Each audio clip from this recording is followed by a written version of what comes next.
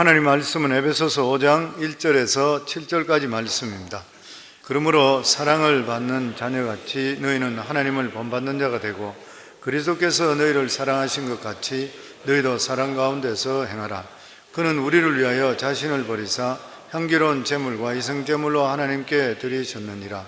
음행과 온갖 더러운 것과 탐욕은 너희 중에서 그 이름조차도 부리지 말라. 이는 성도에게 마땅한 바니라. 누추함과 어리석은 말이나 희롱하는 말이 마땅치 아니하니 오히려 감사하는 말을 하라. 너희도 정녕 이것을 알거니와 음행하는 자나 더러운 자나 탐하는 자 곧 우상 숭배는 다 그리스도와 하나님의 나라에서 기쁨을 얻지 못하리니 누구든지 헛된 말로 너희를 속이지 못하게 하라. 이로 말미암아 하나님의 진노가 불순종의 아들들에게 임하나니 그러므로 그들과 함께 하는 자가 되지 말라. 아멘. 얼마 전에 찰스 왕세자가 이제 찰스 3세 영국의 국왕이 되는 그런 것을 보면서 다이애나 비를 생각을 해봤습니다. 두 아들의 어머니고 그리고 또한 그 왕비의 자리가 자기 자리가 돼야 되는데 참 불행했던 그런 사람이죠. 그는 잘 알고 있듯이 영국의 평민으로 있던 그런 자가 갑자기 귀족 중의 귀족인 황태자비로 발탁됨을 통해서 자기의 신분이 급상승해 버렸습니다. 그러나 남편과 애정이 없었고 주위 사람들의 시기 질투 이런 것들로 인해서 자기 자존심이 상실되어 있었고 결국 자기에게 이렇게 좀 잘해주는 이러한 사람들의 유혹의 손길을 뿌리치지 못했기 때문에 그리고 남자들 문제로 입에 오르내리고 이렇게 하다가 결국 비참한 그러한 교통사고로 인해서 결과로 인생을 마치고 말았던 것이에요. 자기가 어떤 위치에 있다는 것을 실제적으로 그것을 그렇게까지 느끼지를 못했던 것이에요.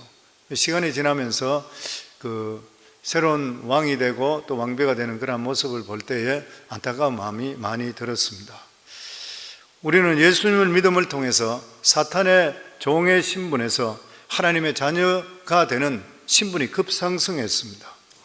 이때 우리가 잘못하게 되면은 우리가 변화받지 못했던 옛 습관을 그대로 가질 수 있는 것이에요. 내가 믿음으로 하나님의 자녀 되었는데 하나님의 자녀답게 살지를 못하고 옛날 습관 그대로 그냥 살 수가 있는 것입니다. 아니면은 가치관도 변화되지 않아서 세상의 출세나 돈 버는 것 이런 데 대해서만 초점을 맞추고 살아가는 경우도 생길 수가 있는 것이에요. 이러한 모든 것들은 신앙인으로서 모두 다 실패한 그런 삶인 것입니다. 우리가 예수 믿고 나서 가장 먼저 하는 일은 과거의 세상 습관 그리고 또한 관점, 언어 그리고 사고방식을 벗어버리는 것이에요. 그래서 우리가 우리 삶 속에 예수 믿고 일어나는 가장 위대한 일이 뭐냐면 우리가 하나님 성품을 닮아가는 것이에요. 에베소서 1장의 3장은 우리 신앙생활의 이 원리가 되는 구원의 교리에 대한 말씀이라고 그랬습니다. 그리고 4장부터 6장까지는 신앙생활의 실천 강령이라고 그랬습니다. 신앙생활에 무엇을 우리가 믿느냐는 만큼 중요한 것이 뭐냐면 믿음을 가지고 어떻게 살아가느냐 그리고 구체적으로 우리 삶 속에 어떻게 적용되느냐는 너무나도 중요한 그런 일인 것입니다. 그러면서 너희가 실제적으로 이렇게 구원받았느냐 하나님의 놀랍고도 크신 이 은혜를 받았느냐 그렇다면 너희 삶 속에 실천 강령의 첫 번째가 하나 되어야 된다고 그랬어요. 그래서 우리 삶은 어디를 가더라도 화목의 제물이 되셔야 되고 어디를 가더라도 하나 될 수 있는 이러한 역할을 우리가 할 수가 있어야 돼요. 이러한 삶을 우리가 살면서 세상 사람들에게 그걸 보여줄 수 있어야 돼요. 그래서 교회도 하나 돼야 되고 가정도 하나 돼야 되고 직장도 하나 돼야 되고 그리고 모임 속에서도 항상 같은 마음을 가질 수 있도록 그리고 건전한 마음을 가질 수 있도록 우리가 이끌어줄 수가 있어야 되는 것이에요. 그리고 두 번째 강령이 거룩하게 행동하라고 그랬습니다. 우리 삶에. 그러면서 그리스도인들의 5가지 원리를 말씀을 드렸습니다. 첫 번째가 거짓을 버리고 진실되게 행해야 된다. 우리 그리스도인들은 항상 진실하고 정직한 삶을 살아야 되는 것이에요. 거짓은 사탄이고 진실과 정직은 하나님으로부터 오는 것이에요. 그리고 두 번째가 해가 지도록 분을 품지 말아라. 해가 지도록 분을 품지 말라. 그리고 세 번째가 제 손으로 수고하고 선한 일을 하라. 그리고 네 번째가 선한 말을 하여 어디서든 간에 은혜를 끼치라. 그리고 다섯 번째가 서로 용서하라. 이렇게 말씀을 드렸습니다. 하나님의 백성은 세상 사람과 틀리는 것이요, 우리들은 이 세상에 살아가면서 하나님 백성답게 진실하고 깨끗하고 거룩한 모습을 보여줄 수 있어야 되는 것이요. 그리고 오늘 읽었던 말씀이 세 번째 강령입니다. 그 세 번째 강령이 뭐냐면 사랑 가운데 행하라. 사랑 가운데 행하라.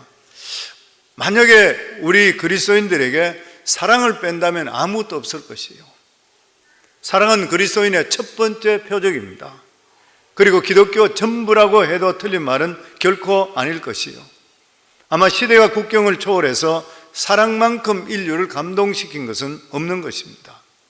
그런데 실제적으로 사랑이란 주제에 대해서 누구도 자신 있게 설교할 수 없어요. 저도 마찬가지인 것이고, 성령님의 도움 없이는 할 수가 없죠. 인간을 바라보면 사랑을, 이런 말씀을 전할 수가 없는 것이죠.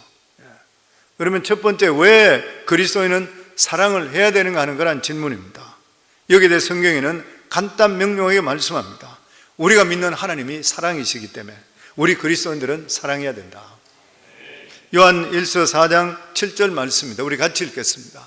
사랑하는 자들아, 우리가 서로 사랑하자. 사랑은 하나님께 속한 것이니 사랑하는 자마다 하나님께로 나서 하나님을 알고 사랑하지 않는 자는 하나님을 알지 못하나니 이는 하나님은 사랑이십니다. 아멘. 사랑은 하나님의 자녀가 마땅히 해야 될 가장 중요한 실천 강령이라는 거예요. 그럼에도 불구하고 왜 우리는 실천하지 못하는 것인가? 최초의 인류가 사탄의 게임을 받음을 통해서 하나님을 배반함을 통해 하나님의 형상을 상실해버리고 말았기 때문인 것입니다. 그 이후부터는 우리 인간들은 공중권세 잡은 마귀의 지배 아래서 마귀의 습성인 미워하고 질투하고 비방하고 방황하는 그런 삶을 살게 되었던 것이에요.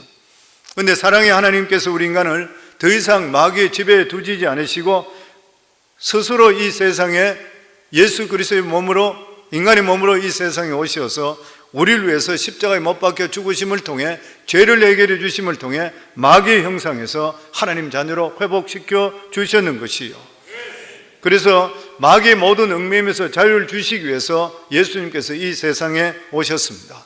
그래서 누가복음 4장 18절로 보면 예수님이 공생을 시작하며 이렇게 말씀했습니다. 우리 같이 읽습니다. 주의 성령이 내게 임하셨으니 이는 가난한 자에게 복음을 전하게 하시려고 내게 기름을 부으시고 나를 보내사 포로된 자에게 자유를, 눈먼 자에게 다시 보게 함을 전파하여 눌린 자를 자유케 하고. 이것이 뭐예요? 구원인 것이죠. 아멘. 그래서 누구든지 예수 그리스도를 만나고 하나님을 믿게 될 때는 우리 자신의 삶 속에 헤매고 있던, 방황하던 이러한 정체성이 회복되기 시작하고 하나님 자녀라고 하는 이러한 하나님이 주시는 엄청스러운 지위를 갖게 되며, 그리고 우리 자신이 자존감이 생기게 되는 거예요. 우리가 잘 알고 있는 이야기입니다. 가가와 도요히코, 일본에 나온 유명한 신학자이죠. 그의 아버지는 시장이었었지만 어머니는 기생이었습니다. 그러니까 시장과 기생 사이에 태어났던 그런 아들이었습니다. 아버지 집에 자라기는 했지만은 첫배 아들이라 해서 눈치밥을 먹고 자랐던 것이고, 특별히 본처의 자식들로 통해서 온갖 멸시와 천대를 받았습니다. 그러니까 그 인생이 얼마나 저주스러운지를 모르는 것이에요. 그는 살아가면서 항상 원망을 했습니다. 부모를 원망하면서 왜 나 같은 자를 낳았느냐는 것이요. 그러면서 그 자신의 정말 자존감이라 하나도 없게 이렇게 자라났습니다. 그러던 어느 날 단모퉁이에 우두커니 서서 역시 자기 생을 비관하고 있을 때에 북을 치고 나팔을 불고 지나가는 구세군 전도대를 만나게 되었습니다. 그들이 지나가면서 북을 치면서 외칩니다. 하나님은 누구든지 사랑합니다. 하나님은 모든 사람을 사랑합니다. 그 소리를 듣게 될 때에 이 가가와 도요히코는 깜짝 놀랐습니다. 그리고 그들 가까이 다가가서 그들에게 물었습니다. 기생의 아들도 하나님은 사랑합니까? 그러니까 그 사람들이 대답을 아무르면요, 하나님은 어떤 죄인도 사랑하십니다. 그는 이 말을 듣고 나서 그리스도인이 되었습니다. 그래서 그가 글들을 참 많이 썼는데 그 글 가운데 나는 기생의 아들이 아니고 하나님의 아들이라, 이 이야기가 계속 종종 나타나는 것이에요. 그는 구원받았고 하나님의 아들이 되었다는 확실한 이러한 의식, 그리고 그 감격이 이 가가와 도요히코를 그리스도인의 사람으로 만들었었고, 그리고 그의 모든 선불에서 해방되었던 것이요. 성도님들, 하나님의 이 사랑, 그리고 우리의 구원에 하나님의 크신 이 은혜를 깨닫게 될 때는 모든 선불이 해방될 줄 믿습니다. 아멘. 이 세상에 하나님께 우리를 사랑한다면 누가 감히 무슨 말을 할 수 있는 거예요? 아멘. 그래서 구원이라는 것이 얼마나 감사하고 귀한 일인지 모르요. 우리 인생이 완전히 바뀌는 그러한 일인 것이요. 사랑하는 성도님들, 오늘도 하나님께 여러분들을 사랑하는 줄 믿으시기를 주의 이름으로 축원합니다. 세상 사람들이 뭐라 그래도 하나님께서는 우리를 사랑하시는 거예요. 아멘. 네. 근데 어떻게 사랑하셨는가? 하나님의 사랑은 어떤 사랑인 것인가? 집을 살 때 보면 모델하우스를 보여요. 모델하우스를 보면은 내가 앞으로 살 집이 이런 집이겠구나, 이렇게 알 수 있어요. 마찬가지로 예수 그리스도를 보면 어떻게 사랑하는가, 사랑의 본질이 무엇인지 알 수 있게 됩니다. 예수님의 사랑은 우리를 너무나 사랑하셔서 자기의 전 생애를 우리에게 주신 그러한 사랑입니다. 자기의 생명, 피 한 방울, 물 한 방울 아낌없이 쏟아주신 분이 바로 예수님 것이요.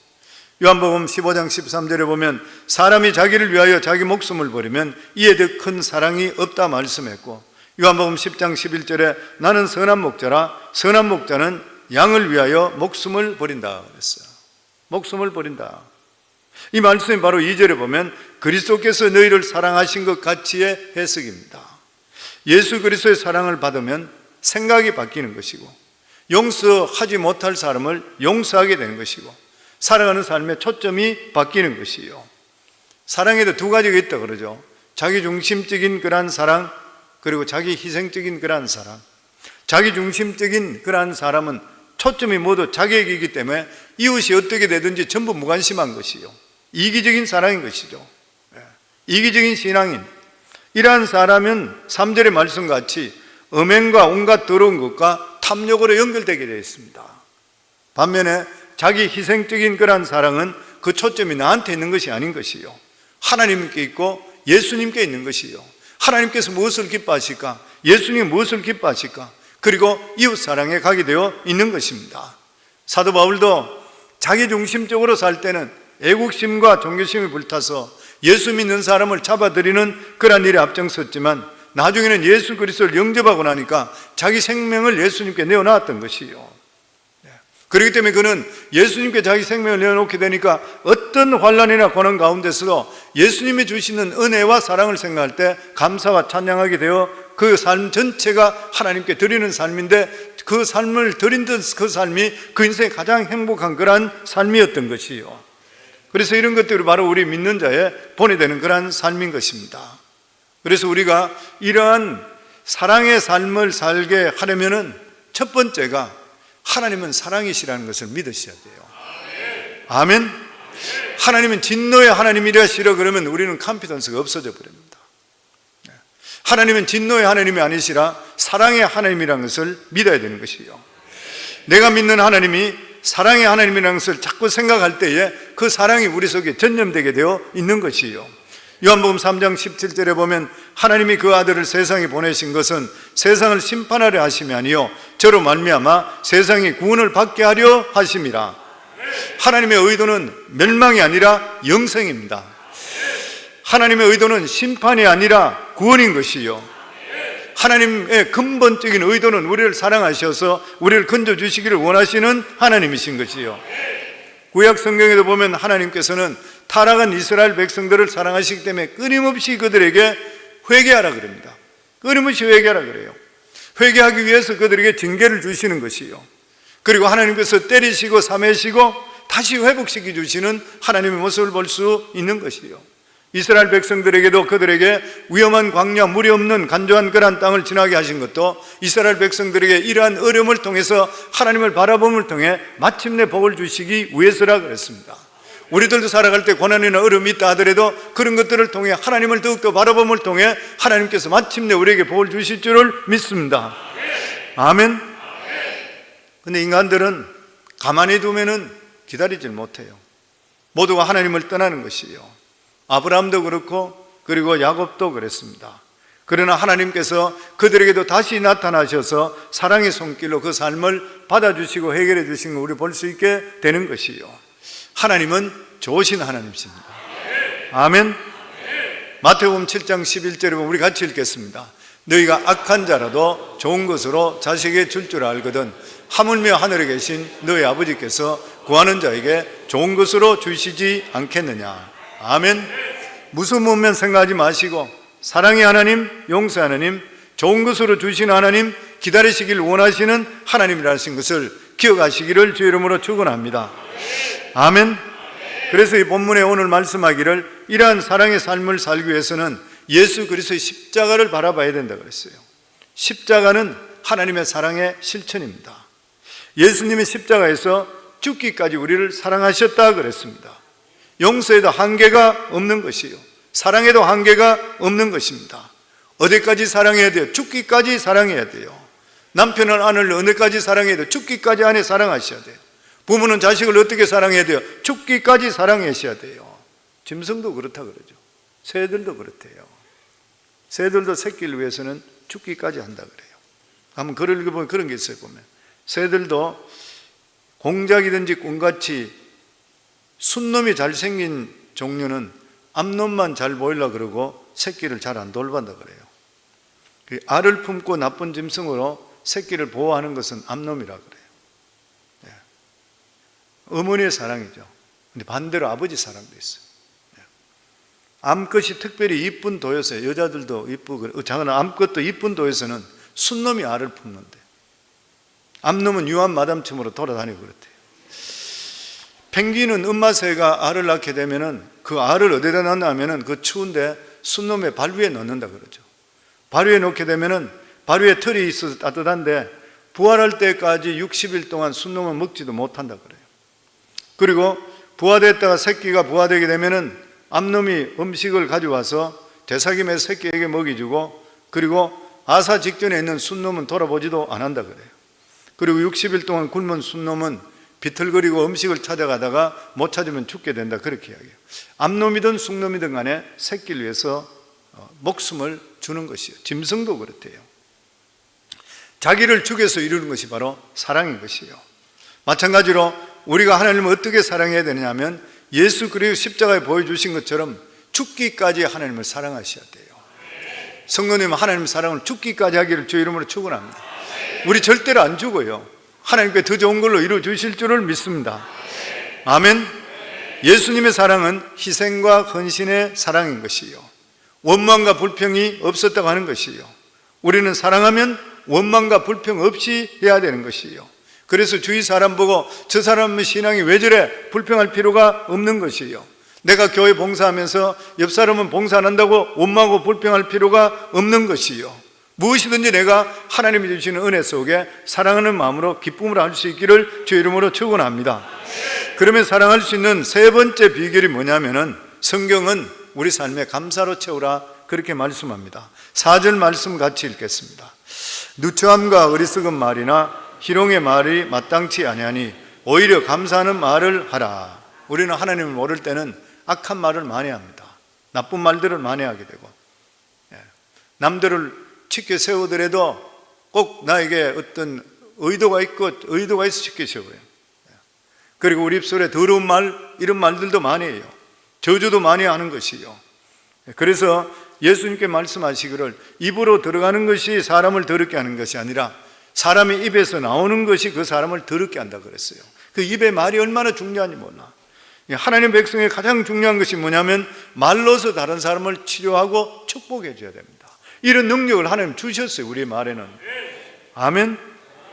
그래서 우리가 구원받고 하나님의 자녀가 되었다는 걸 생각하면 우리 삶이 모든 것이 감사잖아요. 그리고 감격이고 은혜인 것이고 은총인 것이요. 그래서 우리는 어떤 일이 있다 하더라도 남을 정죄하는 일은 중지해야 되는 것입니다. 남의 허물을 덜쳐내는 것, 하나님 기뻐하시지를 않는 것이요, 남의 허물을 보거든 그냥 눈 감으시고 기도만 해주기를 바랍니다. 아멘. 그래서 성경 말씀에 보면 돌이켜 감사하는 말을 하라 그랬어요. 감사하는 동안에는 염려, 불평 이런 것도 우리를 지배할 수가 없고 사탄이 우리를 지배할 수가 없는 것이요. 우리 삶의 환경은, 그리고 내 자신의 처지는, 그리고 사람들도 마찬가지고, 그리고 가정도 마찬가지고, 직장도 그렇고 교회도 그렇고 항상 양면성을 가지고 있습니다. 양면성을. 감사할 부분이 있고 불평할 부분이 있는 것이요. 그런데 하나님께서 우리에게 무엇이든지 감사할 걸 찾으라 그랬어요. 감사하는 거 그냥 있는 것이 아니라 감사할 걸 찾으면 어디든지 감사할 거 다 있습니다. 불평할 거 찾으면 어디든지 불평할 거 다 있는 거예요.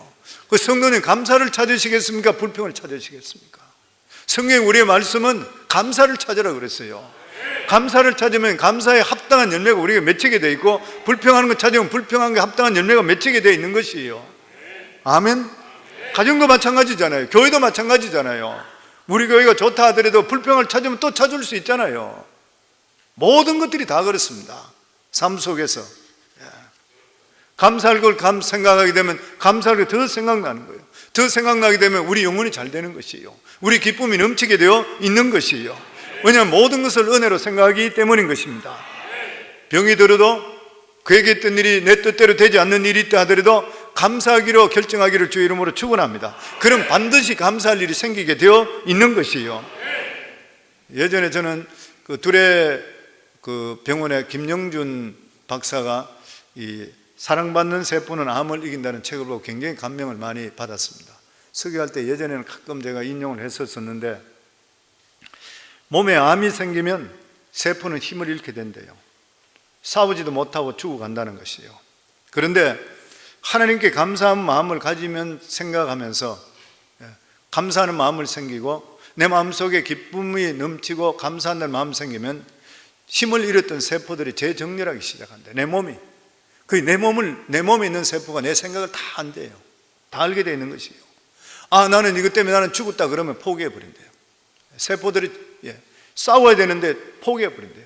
나는 할 수 있다 생각하고 하나님께 감사하다 그런 것 때문에 세포들이 힘을 얻기 시작한대요.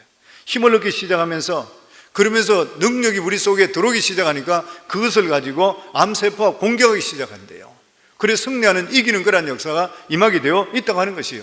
우리 몸속도 그렇대. 모든 것들이. 그러니까 성도님들, 우리가 결심을 하시고 어떤 일에, 그래서 성경 말씀 우리 기독교인의 3대 생활 강령에 보면 항상 기뻐하라, 쉬지 말고 기도하라, 범사에 감사하라 그랬잖아요. 이것은 우리를 살리는 일인 것이에요. 아멘. 우리가 하나님의 자녀됐다 그러면 우리 인생 모든 일은, 우리가 곁길로 가게 되면 하나님 회초리를 들겠지만 그래도 하나님께서는 모든 일에 합력에 선을 이루어 주실 줄 믿습니다. 그렇기 때문에 우리가 살아가는 삶에 믿음으로 살려고 노력하실 때 일어나는 모든 일들에 대해서는 무조건 기뻐하시고 감사하기를 주의 이름으로 축원합니다. 그러면 하나님의 기적은 우리에게 나타나게 되어 있는 것이요. 아멘. 저는 우리 성도님들이 기쁘게 살길 바라고 긍정적으로 살길 바라고 하나님이 주시는 이 복을 받아 행복한 삶이 되기를 주의 이름으로 축원합니다. 우리 예수 믿으면 얼마나 행복해요. 아멘. 5절 말씀 같이 읽겠습니다. 너희도 정녕 이것을 알거니와 음행하는 자나 더러운 자나 탐하는 자 곧 우상 숭배자는 다 그리스도와 하나님 나라에서 기업을 얻지 못하리니. 사람들이 생각할 때에 누구든지 믿기만 하면 구원받는다 해서 천국과 죄도 같이 간다고 생각해요. 아니에요. 죄는 반드시 회개해야 되는 것이에요. 그래서 우리가 이 세상에 살아갈 때도 사업도 좋지 못한 사업은 정리하셔야 돼요.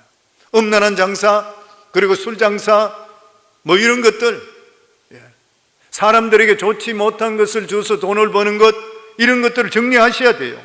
진정으로 우리가 예수 믿는다 그러면은 하나님께서 기뻐하지 않는 것들은 포기할 수가 있어야 되는 것이에요. 내가 술 장사하고 나쁜 어떤 이런 것들을 해서라도 돈을 벌어서 하나님께 드린다는, 하나님 받지 않는다 그랬어요. 받지 않는다는 거예요. 우리가 진정으로 천국 가려고 하면은 이 세상에 하나님 뜻이 아니면은 하지 않겠다는 굶어 죽을 각오를 해야 되는 것이요. 부정적으로 벌은 이러한 수입들은 하나님께서 받지를 않는다 그랬습니다. 신명기 23장 18절 보면은 창기가 번 돈과 개 같은 자의 소득은 어떤 서운하는 일이든지 내 하나님 여호와의 전에 가져오지 말라. 이 둘은 다 내 하나님 여호와께 가정한 것임이라. 우리가 이 세상에 살아갈 때에 위대한 것은 세상적으로 성공하고 돈 많이 버는 것이 아니에요.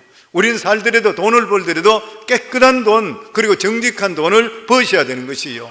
그래서 그게 성부라 그러잖아요. 거룩한 부자가 돼야 돼요. 저는 우리 성광교 성도님 부자 되기를 진짜 원합니다. 그래야 하나님을 만회할 수 있잖아요. 선교지 같은 데서 물질이 얼마나 많이 필요해요. 온갖 군데 물질이 많이 필요해요. 근데 깨끗하게 버리셔서 거룩한 성부가 되기를 주의 이름으로 축원합니다.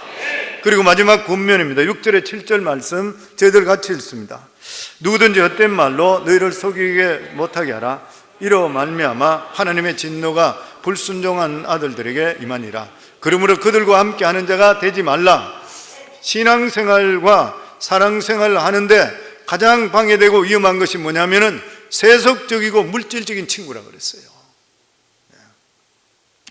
기도하러 가는데 딴 데 놀러 가자 그러고, 예배하러 가자 가는데도 딴 데 가자 그러고 잡고 붙들어주는 이런 것들, 여러 가지 일들.